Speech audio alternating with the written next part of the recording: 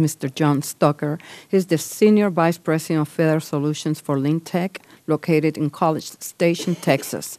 Lynntech is a research and technology development company with a 20-year history of successful innovation. Lynntech is a member of the Small Business Technology Council. Welcome. And I appreciate the opportunity to appear before the committee this afternoon and would ask that my full statement be entered into the record. Without objection. Madam Chairwoman Velasquez and members of the committee, it's a great pleasure that I appear before you today to offer Lynntech's views on the need to reform the Small Business Innovation Research Program. And I should add that I'm speaking on behalf of Lynntech and not on behalf of the Small Business Technology Council. It is true that we are headquartered in College Station, Texas, but some of us have small farms in Spencer County, Indiana. And we are the largest SBIR contractor in the state and one of the largest in the country. So it's fair to say that this program is an important one and has been beneficial in the past to the company. The company was founded back in 1989. Our primary objective is to intensify our efforts to transition technologies into the marketplace. Our technologies are concentrated in the areas of electrochemical synthesis, energy storage and conversion, chemical biological defense systems, and environmental remediation. About two-thirds of our contracts are with the Department of Defense, although we have performed under contracts to a number of the agencies that have SBIR dollars. As a result, our interest in this debate regarding the reform legislation is quite high, as our efforts to transition technologies will be driven by the framework of future reforms. In sum, and with all due respect to the participants in the past, we think that the debate regarding last year's bill as passed by the House is focused on the wrong set of issues. We believe that ownership of SBIR companies by venture capital firms should not be guiding our discussions regarding reform of the program. We should be looking forward to all possible resources, both public and private, to advance technologies into the future. The only ground rule should be that this is a small business program and should be closed to activities of large corporations. We believe that the need really is on technology transition.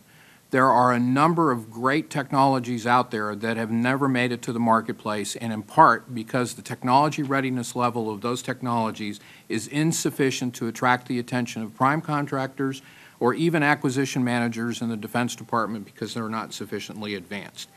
And without having a clearly defined program to move from Phase 2 into the marketplace, it will be difficult for those transition efforts to be successful. Currently, companies like Lynntech have to rely on a fairly ad hoc system to approach acquisition managers and to identify technologies that could be of interest and necessary to downstream weapon systems that they're procuring for the needs of our warfighters.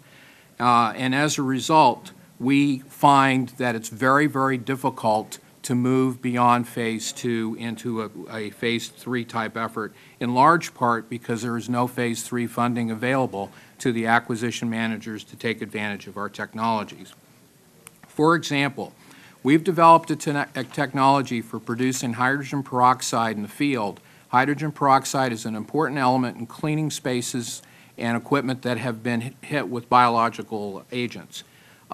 Right now, the ability of the military to deliver hydrogen peroxide is through air transport and then having to store the hydrogen peroxide on site in the deployment areas. Hydrogen peroxide is an extremely volatile material and is dangerous to transport in cargo planes.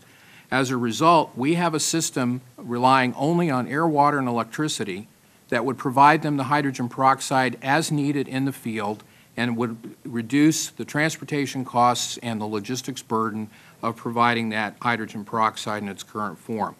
However, because of the long process in which defense budgeting goes through, it's difficult for our customer, and we have a customer clearly identified in the Defense Department, to reach out and take advantage of our technology because we have landed in the middle of the budget cycle.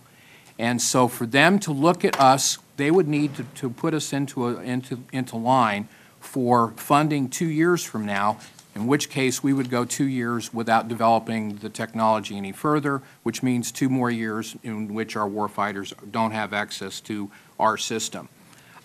So we believe that the most serious question is our ability to continue the development beyond the early stage capabilities that you will get at the end of Phase 2.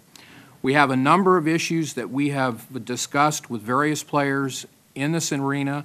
We think that there's a possibility of having a compromise to go forward, arranging across the board with whether we're talking about Phase 1s, Phase 2s, whether we're talking about the level of allocation to SBIR programs, the size of contract awards, et cetera. We believe a compromise is not only feasible, but is possible within this environment. And we're here and pledge our assistance to you and the committee, Madam Chairwoman, to seek those compromises. Thank you. Thank you, Mr. Tucker.